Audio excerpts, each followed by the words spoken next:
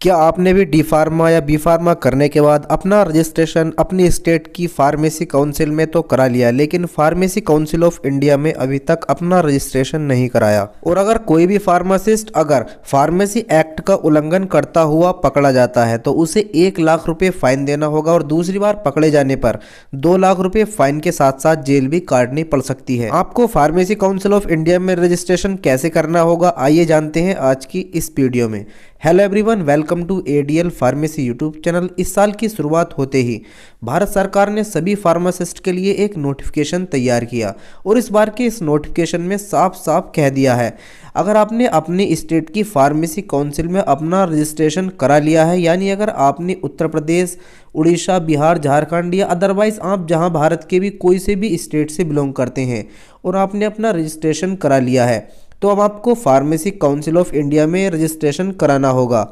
जी हाँ, अगर आपने फार्मेसी काउंसिल में रजिस्ट्रेशन नहीं कराया तो आपको क्या क्या नुकसान हो सकता है और after that pharmacy council of registration में आपको क्या क्या फ़ायदा मिलने वाला है, तो चलिए जानते हैं आज की इस वीडियो में। सबसे पहले बात करते हैं फार्मेसी काउंसिल ऑफ इंडिया में अगर आप रजिस्ट्रेशन करते हैं तो आपको इससे क्या क्या बेनिफिट्स मिलने वाले हैं। तो देखिए, अगर आप पीसीआई में रजिस्ट्रेशन करते हैं तो आपको सेंट्रल रजिस्ट्रेशन नंबर दिया जाएगा, जैसा कि आपको अपनी स्टेट की फार्मेसी काउंसिल से दिया जाता है। और इस रजिस्ट्रेशन के माध्यम से आपको जॉब सिर्फ इंडिया में ही नहीं बल्कि आपको फॉरेन में भी जॉब के अवसर आपके खुल जाएंगे। यानी जितने भी फार्मासिस्ट के पास सेंट्रल फार्मासिस्ट रजिस्ट्रेशन नंबर हैं तो फॉरेन की एम्बेसी में दिखेगा कि इंडिया के अंदर ये फार्मासिस्ट, तो इससे आपको जॉब की अपॉर्चुनिटी मिलेगी और देश में भी विदेश में भी।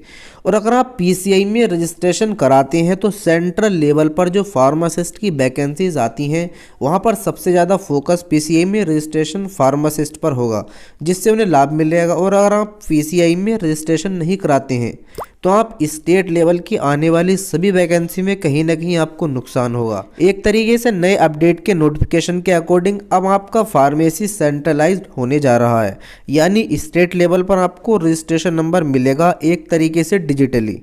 आपको नरेंद्र मोदी की स्पीच में कहीं ना कहीं सुना होगा डिजिटल इंडिया, इसी तरह सभी फार्मासिस्ट डिजिटल फार्मासिस्ट होने जा रहे हैं। यानी फ्यूचर को देखते हुए नया विजन प्लान किया जा रहा है, जिसमें कुछ तो फायदा तो कुछ नुकसान आपको भुगतना पड़ेगा। एक तरीके से अब एग्जिट एग्जाम को लागू कर दिया गया है जो फिल्टर का काम करेगा, यानी कि जो भी एग्जिट एग्जाम को क्लियर करेगा वही रजिस्ट्रेशन कर पाएगा आगे। और दूसरी बात, पहले पता है क्या होता था, बल्कि अब भी हो रहा है, अगर आपने अपना रजिस्ट्रेशन करा लिया और कोई दूसरा व्यक्ति आपके लाइसेंस पर अपना मेडिकल स्टोर खोलना चाहता है तो आप उसे अपना लाइसेंस रेंट पर दे देते थे।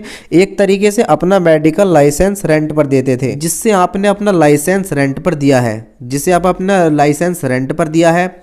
अगर उसके साथ कोई घपलेबाजी होती है, अगर वहाँ पर कोई गड़बड़ी या घपलेबाजी पकड़ी जाती है तो सज़ा आपको होगी, मेडिकल स्टोर वाले को नहीं, क्योंकि वो तो आपकी आईडी से चला रहा है। लेकिन अब अमेंडमेंट चेंज हो चुका है, यानी अब अगर जहाँ पर आपको लाइसेंस लगा है, यानी कि अब जहाँ पर आपका लाइसेंस लगा है और आप वहाँ पर मौजूद नहीं पाए गए या कोई फर्जीवाड़ा होता है तो पहली बार ऐसा होने पर 1 लाख रुपए फाइन भरना होगा।